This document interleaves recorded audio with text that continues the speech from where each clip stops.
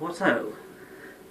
This might be, although I said I would make a lot more videos for this year, prior to when the year ends, this might actually be my final video for 2019.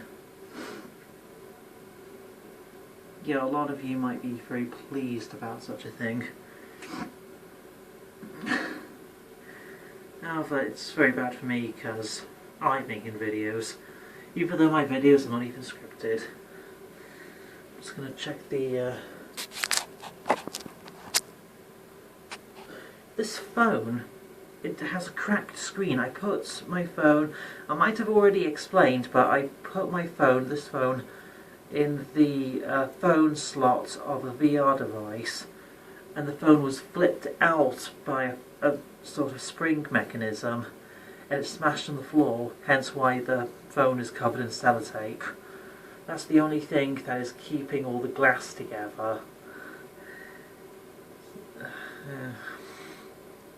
That has most probably already been explained.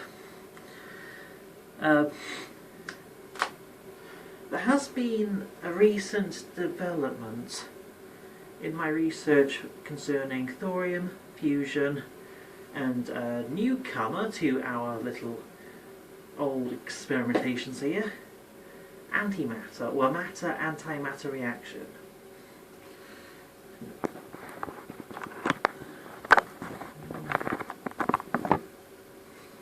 The plotchy solar power bank. The 3 USB slots, they seem to be worn out, so that's very bad.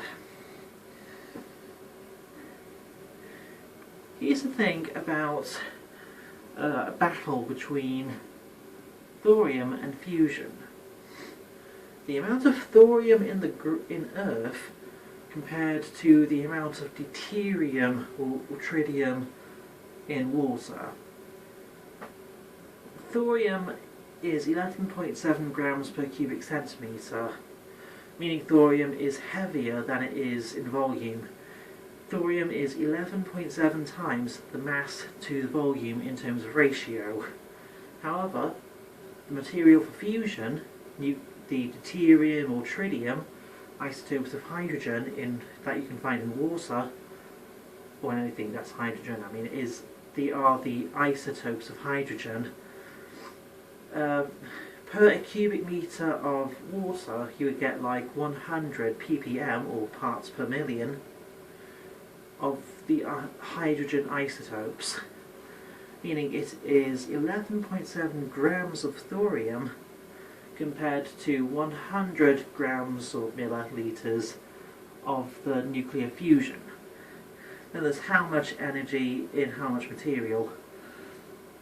Then assuming the thorium is 1 ppm per cubic metre of Earth, you would get a maximum of 22,000 kilowatt hours per gram of thorium times 11.7 grams per cubic centimetre. You would get an estimated 257,400 kilowatt hours per cubic centimetre of thorium you can get from a cubic metre of Earth. And the hydrogen isotopes for nuclear fusion, you would get, that'd be 90,000 kilowatt hours per gram or milliliter cubic centimetre. However, times 100 cubic centimetres, because of 100 ppm, per cubic metre of water. Meaning you would get like an estimated 9 million kilowatt hours per cubic metre of water. Here's the guy that has just gone and bursted out into the streets of our little city of energy for this year, for it is the next guy, Mr. Matter, Antimatter sort of reaction. Mr. Antimatter. Oh my god. 25 million kilowatt hours per gram, or cubic centimetre. That is because of the laws of physics, because the amount of energy in material, matter, is the speed of light as concerning things like energy and momentum. Concerning energy or momentum, because momentum is kilograms. Momentum in kilograms is kilograms of mass, material, matter, times the speed of times velocity in meters per second equals kilograms of kinetic force. For the amount of energy that you can actually get from matter, from just normal matter, that is the speed of light, but it is times itself. So 299 million meters per second times 299 million meters per second. That resulting number is actually it's been calculated as more like 300 million. Probably it's a simplicity sort of thing. So 300 million. That is 300 million times 300 million. That is 9 to the power of 16 joules.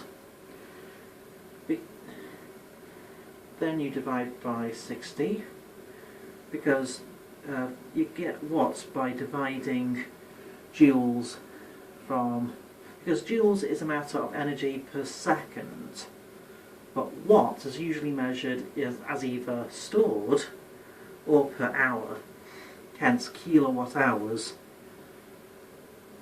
That will be 1. That is divided by 60 for minutes. That is divided by 60 again for an hour. That means you would get 25 trillion kilowatts. Correction, 25 trillion watts per kilogram. Or 25 billion kilowatts, actual kilowatts, per kilogram. Oh my god.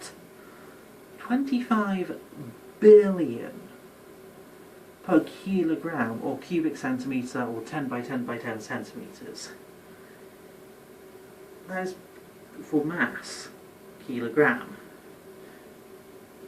Earth material is 8 metric tons per cubic metre. You times that by an 8, you have 200 billion kilowatts per a cubic kilogram, or 10 by 10 by 10 centimetres, or 1,000 cubic centimetres. Then you times that by 1,000 for an actual cubic metre. So from a cubic metre of Earth you would get over 200,000 kilowatt hours from thorium. That is 1 part per million. That's 1 ppm. Then there's the nuclear fusion. Per cubic metre of water you would get 9 million kilowatt hours. Over 200,000, then 9 million. Then for antimatter, or a matter-antimatter type of reaction, you would get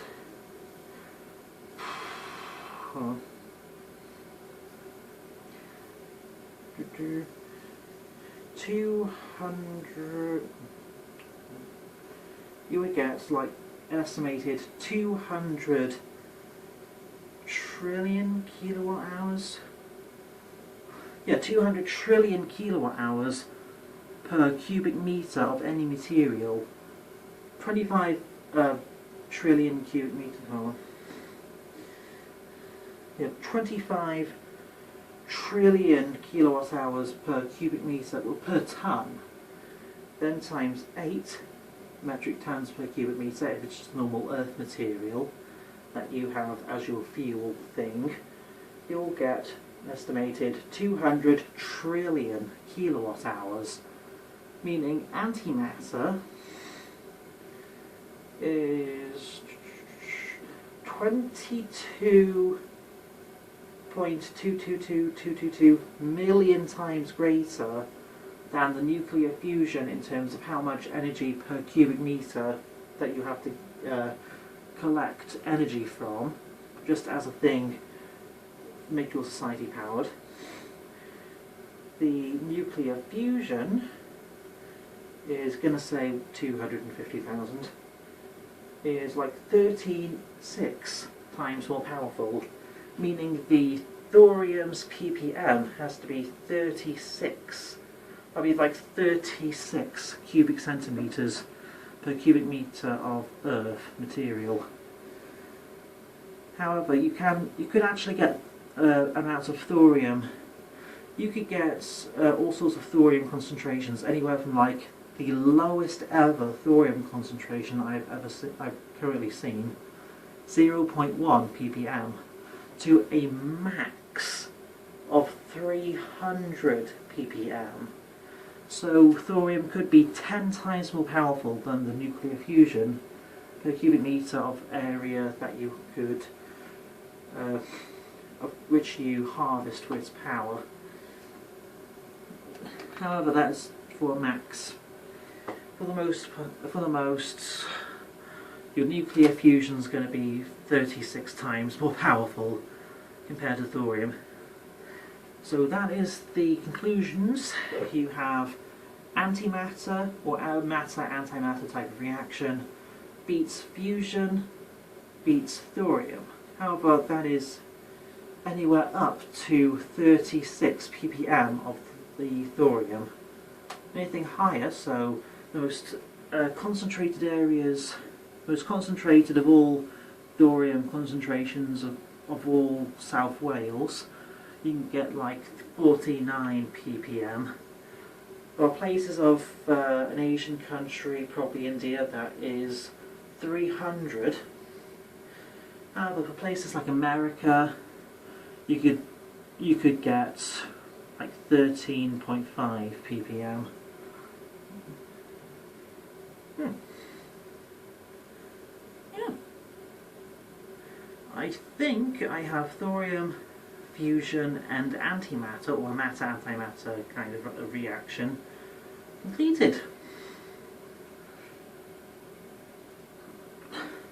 Guys, it is about fucking time we access antimatter. Because nuclear fusion, that would be far more useful compared to thorium, outside of the fact, you know, thorium could be mined.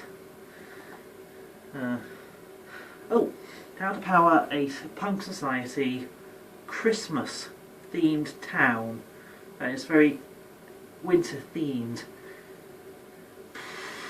There's a lot of snow and that's made of air and water, so nuclear fusion. Purple wind turbine, maybe a solar panel. Job completed. Please remember to like or dislike or comment or subscribe or share and let my channel grow, because I'm hoping my channel will be far more popular in 2020, as this channel is very weak. So please let it spread, and thank you for being subscribed to my channel. This might be the final video for 2019.